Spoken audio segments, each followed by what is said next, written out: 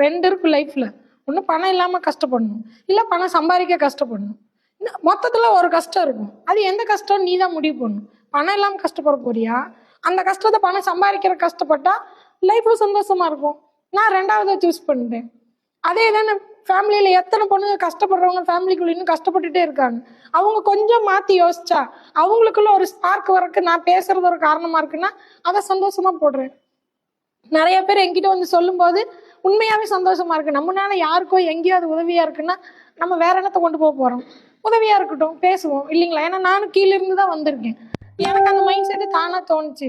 ஒருத்தங்களுக்கு இன்னொருத்தவங்க சொல்லி தோணுதுன்னா எப்படியோ ஒண்ணு நல்லா இருந்தா போதும் இல்லை இல்லைங்களா? நம்மளும் கஷ்டப்பட்டு கீழ இருந்து மேல வர முடியும்னா அப்ப எல்லாராலையும் முடியும் இல்ல. அப்ப எனக்கு தெரிஞ்சது நான் என்ன பண்ணி ஜெயிச்சேன்னா அதை சொல்லி கொடுக்குறேன். அது 4 பேருக்கு உதவியா இருக்கும் போது யூஸ் பண்ணிக்கிட்டோம் இல்லைங்களா? அதுகளும் சந்தோஷமா இருக்கட்டும். வாழ்க்கையே சந்தோஷமா இருக்கிறது தானே. யாரும் இன்னொருத்தரோட வாழ்க்கையை புடுங்க முடியாது, திருடவும் முடியாது. இன்னொருத்தவங்க வாழ்க்கையை வாழவும் முடியாது. அவனவனுக்கான வாழ்க்கை அவனுக்கு. அப்ப நீயும் சந்தோஷமா இரு, நானும் சந்தோஷமா இருக்கேன். இந்த உலகம் பெருசு. எல்லாரோட லைஃபும் தனி. யாரோட பிசினஸ் யாரும் புடுங்க போறது இல்லை. இப்ப உங்களுக்கு சொல்லி கொடுத்தா நீங்க நாளைக்கு சம்பாரிச்சு எனக்கு போட்டியா வரப்போறது இல்லை. எனக்கு போட்டி நான் தான், உங்களுக்கு போட்டி நீங்க தான்.